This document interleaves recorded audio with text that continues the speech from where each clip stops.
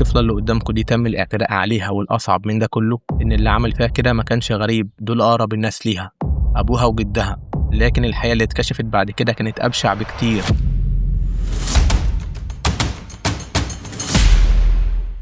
في محافظة المنوفية في أواخر 2022 هناك كان في شاب اسمه علاء محمد الرفاعي. في يوم فكر إن هو يسيب البلد ويسافر القاهرة عشان يدور على شغل، وهناك اتعرف على بنت ومع الوقت حبها وهي حبته واتجوزوا. الجواز كان عرفي لأن كل حاجة حصلت بسرعة، وفي بداية 2023 خلفوا بنت، والبنت دي سموها سما. طفلة لسه ملحقتش تفهم الدنيا، لكن الدنيا كانت قاسى عليها بكتير. العلاقة ما بين علاء ومراته ما استمرتش لفترة طويلة، والمشاكل بدأت تظهر بدري جدا لحد الأم قررت إنها تمشي وما ترجعلوش تاني. لكن قبل ما تمشي خدت قرار غير كل حاجة للأبد. سابت بنتها عند أبوها وعند جدها، وقالت جملة كانت بداية المأساة: إن أنا مش هربي حد. ومن اللحظة دي الأم خرجت من حياة سما تماما، والطفلة سما بقت عايشة في القرية مع أبوها وجدها محمد الرفاعي. وبعد فترة صغيرة علاء قرر إن هو يتجوز عشان حد يجي يربي البنت، لكن القرار ده كان بداية الكارثة. علاء بعد جوازته التانية بقوا عايشين هما الأربعة مع بعض، علاء ومراته ومحمد الرفاعي اللي هو يبقى أبو علاء ويبقى جد سما، وسما عايشة معاهم في نفس البيت. بداية المعاناة إن الجيران في القرية بدأوا يلاحظوا حاجة غريبة جدا: صريخ وعياط الطفلة سما بشكل يومي، ومع الوقت الصوت بقى مزعج جدا، بس محدش كان فاهم إيه اللي بيحصل جوه البيت. في الوقت ده زوجة الأب كانت بتعامل الطفلة بكل قسوة، أما الأب كان بيغيب فترات طويلة جدا بسبب شغله. لكن الغريب إن محمد رفاعي جد الطفلة سما كان بياخد الطفلة تنام معاه في الأوضة، وفي الوقت الصريخ والعياط كان بيرجع تاني كل ليلة. ولما حد كان بيسأله كان الرد دايما إن البنت بتلعب. بس السؤال: هل ده طبيعي؟ طبعا لأ، لأن مفيش طفل يكون مبسوط وبيلعب ويعيط ويصرخ بالقسوة ديت، لأن المفروض في الوقت الطفل وهو بيلعب بيكون مبسوط جدا، ازاي بقى يكون بيصرخ ويعيط بالبشاعة دي؟ لكن اللي محدش كان يعرفه ان اللي كان بيحصل في الطفلة في الأوضة مع جدها كان أبشع من أي حاجة ممكن تتخيلها، لأن مفيش بني آدم قادر بالطريقة دي.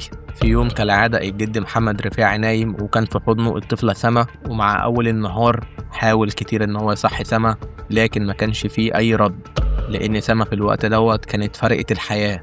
وهنا بدل ما يبلغوا الشرطة أو الأسعاف ما عملوش أي حاجة من دي، وبدأوا يفكروا إن هما لازم يخفوا الموضوع ولازم يدفنوها بسرعة من غير ما حد يعرف. بس هما ما كانوش فاهمين إن البنت ولا ليها شهادة ميلاد ولا ليها تصريح دفنة، وكأنهم عاوزين ينهوا الموضوع بأي طريقة من غير ما حد يعرف. في نفس اليوم محمد رفاعي شال الجثمان بتاع الطفلة وراح بيه على التراب، لكن اللحظة دي اللي هتكشف كل حاجة، لأن الراجل بتاع التراب أول ما شاف المنظر بدأ يشك: ايه اللي يجيب طفلة صغيرة ميتة من غير ورق ومن غير تصريح دفنة؟ وهنا الحياة بدأت تظهر بشكل واضح جدا. في نفس اليوم الترابي وقف قدام محمد الرفاعي وبدأ يسأله: فين تصريح الدفنة؟ رد عليه وقال له مفيش. طب فين شهادة ميلاد الطفلة؟ برضه مفيش. في اللحظة الشك بقى أكبر بكتير. الترابي حس إن في حاجة غلط، فاتصل بالشرطة وقال لهم على كل حاجة، وخلال وقت قصير الشرطة وصلت لمكان المقابر وتم إيقاف عملية الدفن، وبدأوا التحقيقات وعملوا فحص كامل للجثمان، والحقيقة بدأت تظهر واحدة ورا التانية، والفحص أثبت إن في إصابات كتيرة جدا في أماكن مختلفة في جسم الطفلة، وده خلى النيابة العامة تاخد قرار فورا إنها لازم تشرح الجثمان. وبعد ساعات تقرير الطب الشرعي يكشف إنها ما كانتش مجرد وفاة عادية. مع التحقيق الشهود بدأت تظهر إن هما كانوا بيسمعوا صريخ الطفلة وعياطها بشكل يومي، وتم استدعاء علاء محمد الرفاعي ومراته. وفي التحقيق زوجة الأب اعترفت فعلا إنها كانت بتعذبها، لكن ده ما كانش كل شيء، لأن محمد رفاعي الراجل الكبير اللي المفروض يكون راجل محترم لما كان بياخد الطفلة تنام معاه كل ليلة ما كانش من حب فيها ولا خوفه عليها، والطفلة ما كانش بتصرخ وتعيط من فراغ، الطفلة كانت بتصرخ وتعيط لأن جدها المفتري كان بيعتدي عليها جنسيا. والصدمة الأكبر وأكبر إن الأب كمان ليه دور كبير في القذارة دي. الأب نفسه كان بيعتدي على بنته مع جدها.